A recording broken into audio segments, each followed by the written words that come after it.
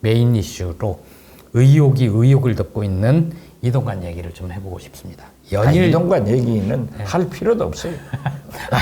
왜냐하면 아니 그대로 뭐 청문회에서 별게 나와도 임명할 거고 지금 고속도로 카페트를 지금 김효재 방통위원장 대리가 다 해주잖아요. 아니 그래서 KBS 쳐버리고 원래는 MBC 쳐버리고 우리가 지난주에 박성재 전 MBC 사장하고 같이 방송을 했기 때문에 이번 주는 좀 피해가려고 그랬는데 이동관 후보자가 실장님을 저격을 했어요.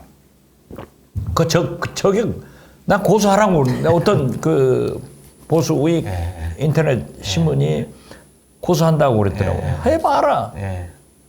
그래서 이동관 후보자가 실장님을 조선시대 간신 유자광이다. 뭐 이러면서 여러 가지 얘기를 했어요. 그래서 전 그거 딱 보고 땡큐다. 우리 방송에서 한 얘기를 가지고 이렇게 나오면 그래 우린 더 하겠다. 이게 전형적으로 그 메시지에 대해서 반론하기 거시기 하면 메신저를 공격하는 고전적인 방법이잖아요. 그래서 오늘 그 이동관 후보자가 했던 얘기들 하나하나 좀 짚어보려고 합니다. 첫 번째, 지난주에 박성재 전 MBC 대표가 가져온 국정원 문건. 그렇죠. 봤죠? 그 실장님이 그거 보시고 곰곰이 보시고 국정원 문서 양식인지 봤다. 이렇게만 말씀하셨어요. 그래서 이게 국정원 문서다 아니다까지도 말씀을 안 하셨는데 퇴임 뒤에도 비밀 준수 의무 때문에 그런 거 아닙니까? 근데 이동관 후보자는 그걸 가지고 무책임한 카더라식 발언이다. 이렇게 얘기를 했거든요. 오늘 좀 분명하게 말씀해 주실 수 없나요? 그 국정원 문서 양식은 맞던가요? 양식이죠. 그리고 이미 언론에 보도돼서 그 문건에 청와대 홍보수석 요청으로 국정원 문건을 작성해서 보고한다는 내용이 언론에 다 보도되고 사진을 다 봤어요. 다 찍혀 있어요. 홍보수석실 요청, 어떤 거는 홍보수석 요청. 근데 그게 뭐가 카더라식입니까? 실제 문서가 존재하는데. 아니 이동관 지명자가 저를 유자광이라고 얘기했는데 제가 5대를 해먹었으면 유자광이죠. 저는 불행히도 김대중 5년 문재인 2년 2대를 했습니다. 저보다 더 유능하신 분이 이해찬 총리, 김대중, 노무현, 문재인 핵심에서 대통령을 당선시켰고 3대 정부에서 가장 중요한 일을 하셨는데 그 다음에는 저예요. 그러니까 이동관을 뭐라고 불러요? 개별수라고 하잖아요. 남의 눈에 티끌은 보고 자기 눈에 대들보는 못 봐? 개별수에 대해서 자기가 해명을 해보라고 그랬어요. 그리고 그러한 것이 다 보도됐잖아요. 국정원은요, 과거 댓글 이런 것을 조작하거나 또는 소위 모든 기록이 다 남아요. 메인 서버에는 다 남아요. 그렇기 때문에 거짓말을 못합니다. 그래서 국정원이 멍텅구리 PC라고 어떠한 일을 조작할 때는 관계자 자기들만 사용하는 PC를 구입해서 그걸로 전부 하고 그 문건과 PC를 없애버리는 거예요. 아예 폐기를 해버려요. 그것은 이제 국정원 용어로 멍텅구리 PC라고 하는데 멍텅구리 PC도 안 썼더라고요. 그때. 그리고 홍보수석, 홍보수석실 요청이라고 하면은 그게 왜 거짓말이에요? 그게 지금도 다 국정원 서버에 남아 있는 거죠. 다 있죠. 그리고 제가 얘기했어요. 시민단체, 내 나라 내 파일, 뭐 여러 곳에서 개인정보 청구를, 정보 공개 청구를 하면은 우리는 해주게 돼 있어요. 대법원 판결에 의해서. 그렇죠. 그러나 기밀사항은 비닉 처리, 안 보이게 하라고 그랬어요. 거기 그러니까 제가 메인 서버를 열어보면 큰일이에요. 그래서 제가 지시각서를 원장으로 내려서 메인 서버를 열어야 될 필요성이 있으면 반드시 사전에 원장한테 서면 결제를 받고 오픈해서 자료가 나오면은 맨 처음 원장한테 보이고 본인들한테 공개해라. 나는 봤죠. 예. 그러나 그 내용은 얘기할 수 없는 거예요. 예. 국정원법상 위반으로. 예. 그건 안 하는 거죠. 그러니까 최근에 그리고 언론에도 그 박성재 사장도 그거 가져왔는데 딱 보니까 국정원 문건이고 거기에 홍보수석 요구라고 했는데 내가 그걸 써놨어요? 누가 써놨어요? 아니죠. 그런 문서는 실제하고 지금도 국정원 서버에 남아있다. 남아있다. 예. 그리고 실장님은 당시에도 다 봤다. 자세한 그렇죠. 얘기는 못하지만. 뭐 다 봤다고는 아니지만 보았다. 예. 그러나 얘기는 못한다. 예. 그리고 이미 언론에 공개된 또 박성재 사장이 강구 그 문건을 바로 공개됐어요. 예. 거기에도 있지 않느냐. 예. 그러니까 국정원은 거짓말하지 않는다. 거짓말 하려면 지금 서버에 들어가 봐라. 예. 권력 세니까. 카더라식 발언 아니다. 아니다. 예. 고소하라고 그랬어요. 다음 질문입니다. 이동관 후보자가 뭐라고 그랬냐면 박 전 원장이 봤다고 주장하는 문건 작성을 직접 지시했거나 실행했다는 증거가 드러났다면 약 1000명 관계자가 수사를 받고 200명이 구속된 문재인 정권 하에 적폐청산 수사 과정에서 어떻게 내가 무사할 수 있었겠느냐 이 얘기를 한단 말이에요. 그러니까 그렇게 파고 팠는데 검찰이 나를 부르지도 못한 거 아니냐. 자기는 그런 짓 안 했다. 그렇죠. 오리발 내는 거죠. 예. 어떻게 보세요? 그 말. 그렇지만은 검찰은 예. 처벌의 가치가 없는 것은 조사를 하지 않아요. 그러니까 공소시효가 지냈으면은 예. 안 하는 거예요. 예.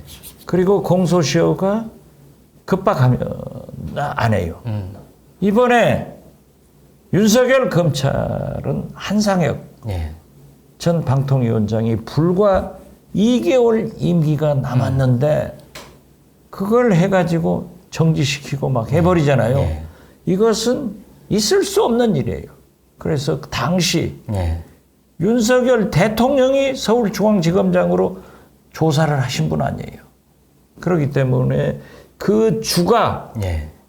대통령이었고 또 공소시효가 지났고 예. 바로 목전에 도달을 했기 때문에 기소까지 시간이 안 되니까 안 한 것 같아요.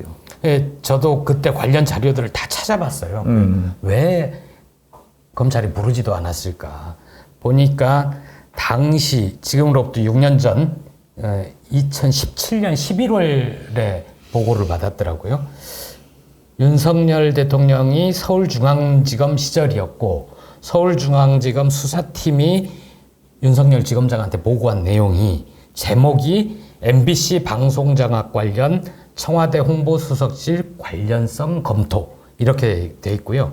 내용은 이제 청와대 홍보수석실에서 국정원을 통해 MBC에 대해 청와대의 지시를 잘 따르는 경영진을 구축하고 정부를 비판하는 내용의 방송을 제작하는 기자, PD, 간부진을 모두 퇴출시키고 MBC의 프로그램 제작 환경을 경영진이 통제할 수 있도록 하는 등 방송사 장악의 계획을 세운 것으로 판단된다. 이게 그러니까 윤석열 서울중앙지검 수사팀에서 의 결과죠. 다 해서 윤석열 지검장한테 보고한 결과죠. 예. 그러니까 저는 윤석열 대통령이 그때 기억을 해가지고 이동관만이 이걸 할 수 있다. 나는 그렇게 봐요. 예.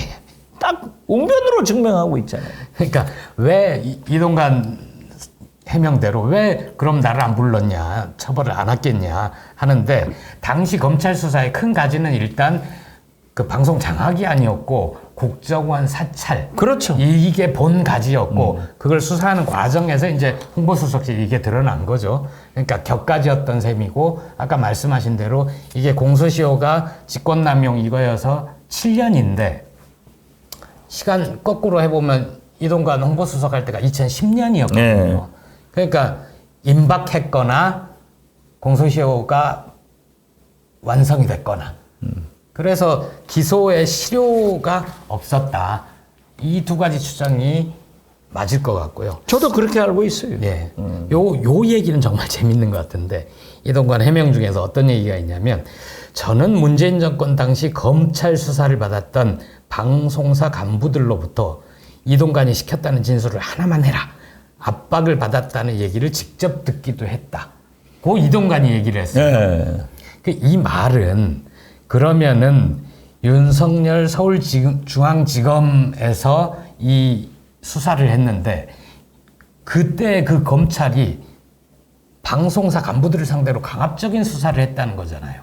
그렇죠. 그러면은 이거는 누구한테 물어볼 게 아니라 윤석열 대통령한테 물어봐야지. 그러니까 가까이 있으니까 지명도 했고 아니, 그때 저한테 왜 그러셨어요? 라고 물어봐야죠. 물어봐야지. 그걸 어디에 물어보는지 모르겠어요. 아니 그리고 네. 검찰의 작태가 그렇게 하고 있어요. 네. 제가 15년 동안 검찰 조사를 받아본 사람이고 네. 지금 또 천공 스승 전화번호를 알면 좀 물어보겠는데 또 받고 있어요. 그렇지만은 검찰은 미국 검찰은 프리바게인이 합법이고 우리나라는 안 되지만은 항상 저런 유혹을 한다고요. 그러니까 지금 이화영 부지사와 예. 부인과의 관계 예. 이런 것들이 나오잖아요. 예. 진짜 저러면 안 되는데 했다고 그러면 아니 이동관 지명자 윤석열 대통령한테 물어봐. 그래가지고 청문회 때 윤석열 검사장이 그랬다고 얘기해. 증인 신청할까요? 그래서 아까 결론처럼 시장님이 벌써 말씀해 버리셨는데 왜 윤석열 대통령이 그 흠집 많은 부적절한 이동관을 방송통신위원장 후보자로 지명을 했을까? 이 궁금증이 풀리는 게 사실 대통령이 모든 장관급 인사를 알고 인사를 할 수 없잖아요. 근데 윤석열 대통령은 다른 사람은 몰라도 최소한 이동관은 안다. 왜? 6년 전에 수사팀의 보고서를 받아봤고 거기에 나온 대로 내년 총선을 앞두고 지금 용산 대통령실 지시를 잘 따르고 윤석열 정부의 비판적인 언론인들은 무슨 수를 내서라도 내쫓아내고 이럴 수 있는 적임자는 이동관이다. 이런 결론을 낸 거 아닌가? 뭐 저의 추정인데 그 추정이 맞죠. 네. 그런데 네. 그 짓 해서 정권이 성공했냐고요. 실패했죠. 언론을 탄압한 박정희, 네. 전두환, 이동관을 중용해서 저런 짓 한 MB 정부가 국민적 역사적 평가가 지금 어떻게 드러나고 있어요? 다 망했죠. 그러면 안 된다 이거죠. 왜 망한 그 사람들의 길을 쫓아가느냐? 네. 저는 윤석열 대통령한테 제발 그러지 마시라고 하는 거예요. 성공해야지. 그렇죠. 성공해야 나라가 살아요. 네. 윤석열 대통령이 이뻐서가 아니라 그러니까 뭐 박지원이가 10분만 나가 있어봐라 이런 게 기분 나쁜지 어쩐지 모르지만은 네. 잼버리 취소하듯 만시지탄이지만 잘했잖아요. 네. 이런 걸 알았으면은 이동관 후보자 지명을 철회하면은 잘한 거다. 국민적 박수 받고 역사가 네. 참 잘했다 이렇게 평가한다 이거예요. 그런데 그럴 가능성은 없을 것 같아요. 이 언론 탄압 말고도 그 이동관 후보자 인사청문회 앞두고 여러 가지 폭발력 있는 사안들이 쏟아지고 있어요. 이분이 부인 비리가 막 나오더라도 아니라고 그러잖아요. 낡은 아파트를 유독 좋아하시더라고요. 아파트 재건축 뭐 투자를 해서 예전에 홍보수석 당시보다 재산이 한 3배 정도 불어서 지금 51억 뭐 이렇게 신고를 했던데 2주 뒤에 인사청문회 하잖아요. 그렇죠. 그래서 이제 방송사들도 인사검증팀이 세게 취재를 하고 있어요. 인사청문회 전에는 언론검증팀이 뛸 거고 인사청문회 때는 이제 야당 인사청문위원들이 좀 세게 들여다볼 텐데 시장님이 청문회 전문가잖아요. 청문회에서 내가 9명을 낙마시켜봤지. 그러니까 여론 날리기도 하고 자 이동관 날리려면 이거 팔아.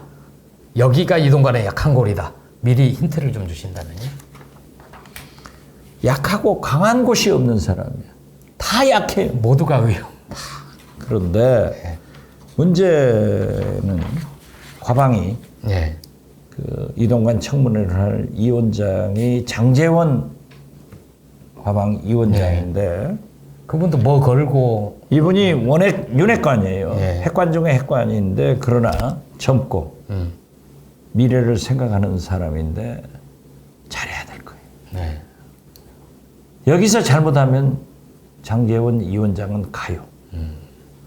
그리고 민주당 의원들이 지혜롭게 전략을 짜야 돼. 예. 장제원 위원장이 편파적으로 그 박성중 의원 등 그 쌈쟁이들이 많아요.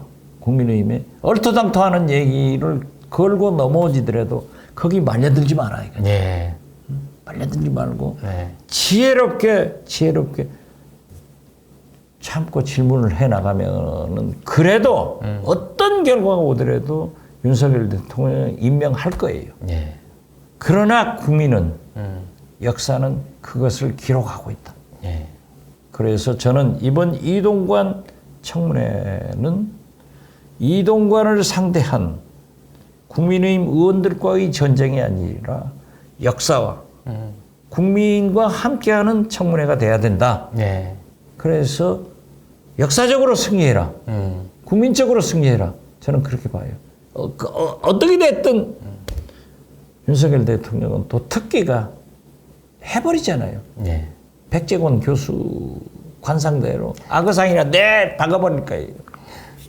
그러니까 그 말씀은 정말 맞는 것 같아요. 지금도 상임위도 이렇게 보고 있으면 한동훈, 원희룡 이런 장관들이 꼭 싸움을 걸잖아요. 그렇죠. 싸움을 걸고 파행되고 뭐 그러면은 오늘도 국회에서 정쟁 네. 이렇게 기사 나고 마는데 그게 아니라 그 카메라 너머에 있는 국민들을 보고 말씀대로 역사에 남을 청문회 이런 걸 해야 되는 거죠. 그래요. 그 노하우를 좀 민주당 의원들 인사청문 위원들 앉혀놓고 강의를 좀 한번 하시죠.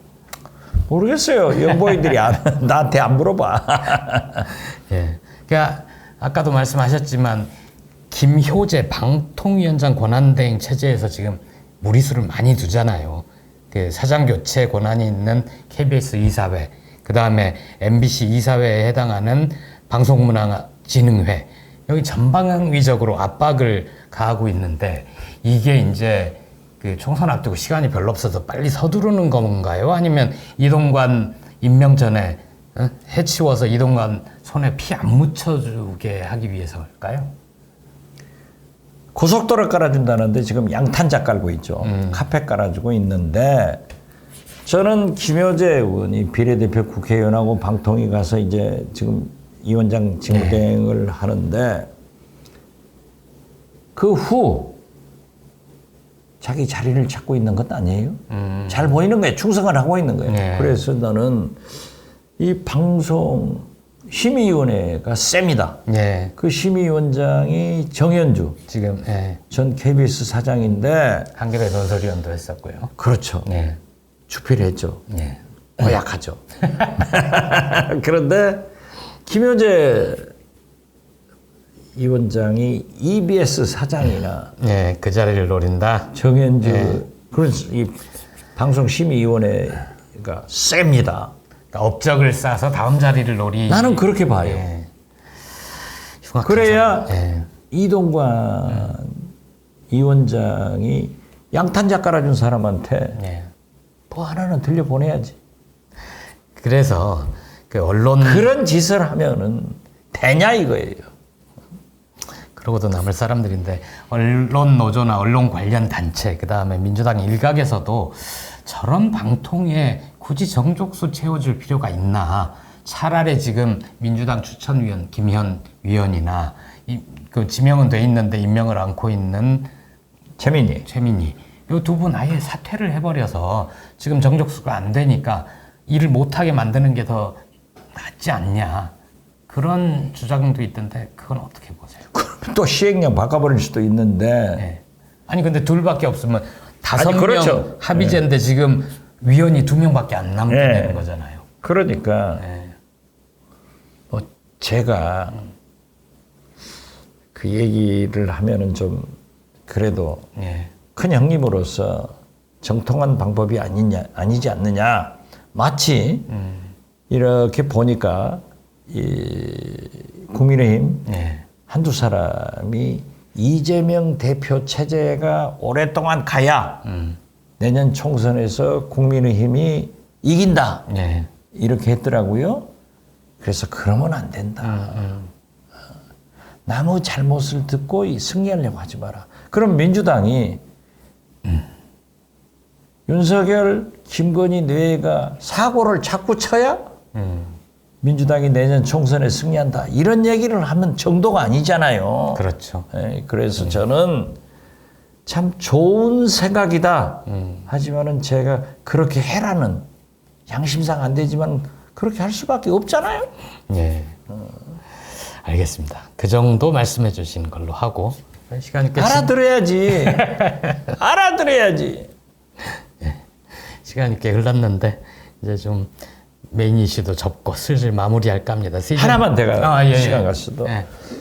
제가 어제 밤 페이스북에 올렸어요.